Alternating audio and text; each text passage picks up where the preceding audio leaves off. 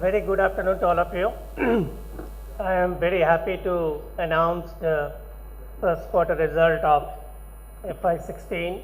So the basic highlights of the quarter that across all geographies, the base business has sustained very well, except in emerging markets, particularly in Russia in this quarter. We have not been able to achieve the sales target even in local currency, but given the indication that the secondary sales is a bit higher than the primary sales in Russia, we hope that this was the phenomenon of the quarter one alone. Probably in Q2 we do better there. So hopefully in emerging markets it will be better in the coming quarter. But in US, the injectable business has displayed the continued momentum, and the Valgan cyclovir has been performing very well for us. India, as we have spoken earlier, has been delivering, and the growth rate is much higher than the industry average growth rate. And UCB that we acquired earlier, the integration has been very smooth, but the whole acquisitions happened almost by the end of the quarter. So most of the growth in India which has happened is almost without the UCB portfolio sales. Europe has been a pretty good story for us in recent times. As you knew that we have been struggling in Europe earlier, but couple of products that we have launched in last financial year, aripiprazole as well as pregabalin, both in Germany and UK are doing very well for us. So Europe, we are seeing quite decent profitable growth. In terms of our overall operating expense spend that we are doing, including SG&A as well as in our manufacturing overheads, there has been continued focus on cost controls, and those initiatives are doing well for us. So if you really see, our SG&A expense year on year has only increased by 3%. R&D, we have been continuing with a lot of focus. So there have been 6 ANDA filings that we did in USA in this quarter, and out of which 3 we expect to be fast to file.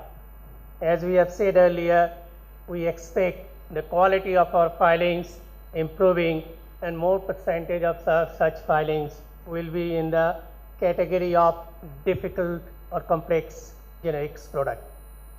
The 3 NDAs that we filed by our proprietary product business segment by end of last quarter or just in the first week of the current quarter, all these 3 NDA we have received the PDUFA dates from FDA, and thereby if everything goes well, we hope to launch these 3 products by quarter 4 of the current financial year.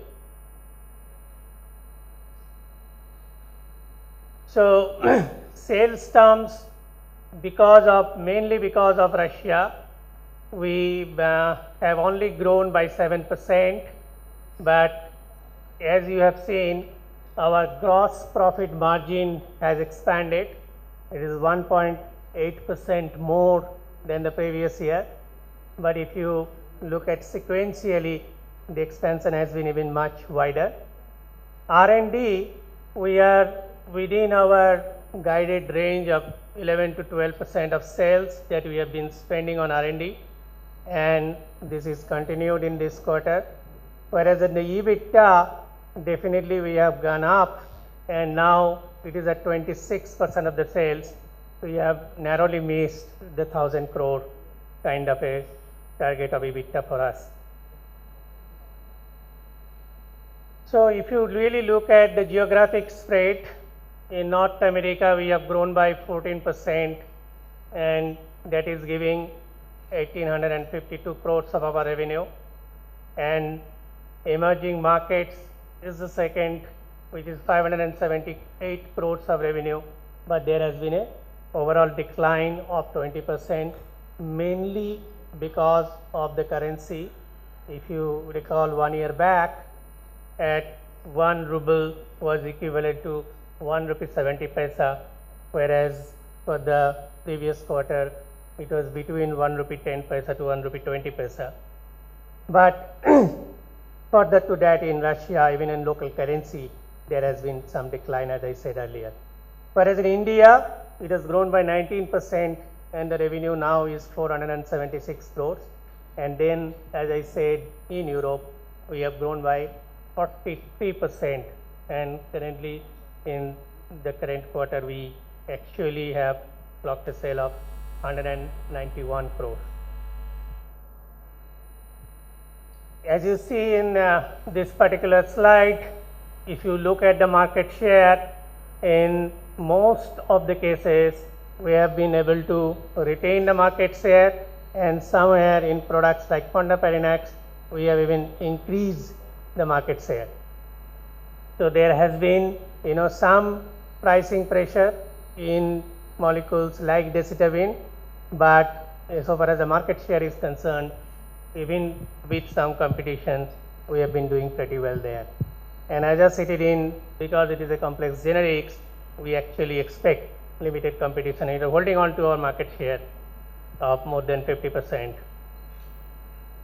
In terms of our total ANDA pipelines, we have now 225 cumulative ANDAs, out of which 73 are pending approvals, and 47 out of these 73 are para 4, and we believe we are fast to file in 6 of them.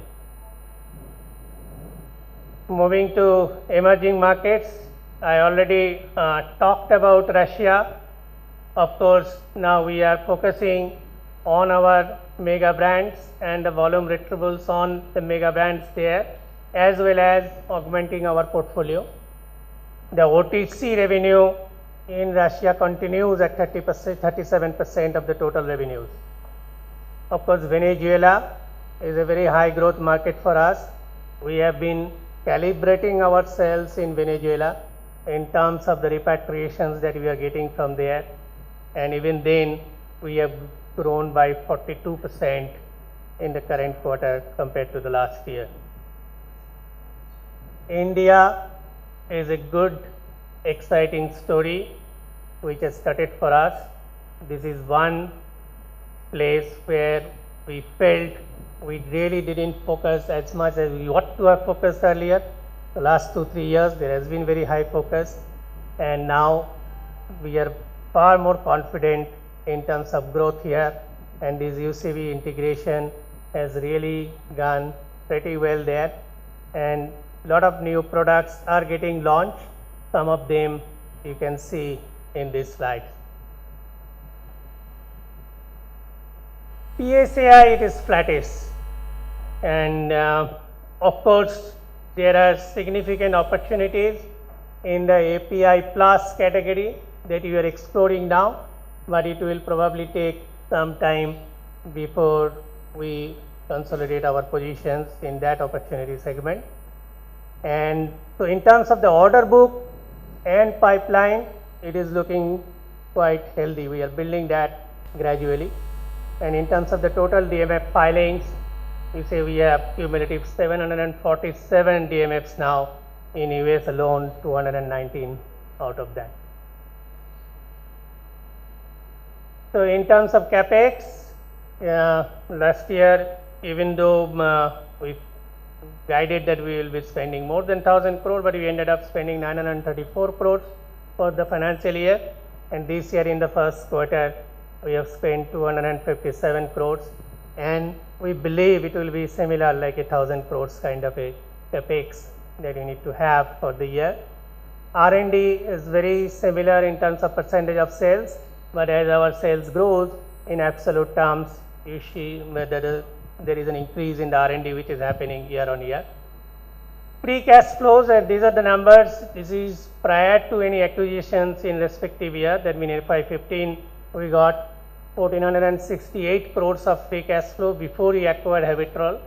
In Habitrol we spent around $80 million, and in this quarter there has been 569 crores of free cash flow, but we have spent 800 crores for the UCB acquisition. So our net debt equity ratio, despite all these acquisitions, are very low single digit. And that means we are not much leverage, and it gives us opportunity to explore not only organic but also inorganic routes. And we have been recently quite active in terms of scouting through opportunity in strategic areas of our choices, and the priorities for us will be execute on those growth agenda both through organic and inorganic means. Then second most important priority is in our development. Well, that is where we are spending or investing our efforts and money, and with an objective to develop very good pipeline for both complex as well as specialty. And the third one, which is still pending, is some of the GMP audit action items which are there. We have made significant progress, but we need to close that and move on from there. So these are the priorities for us. With that, I stop the presentations and open to any questions that you may have. Thank you.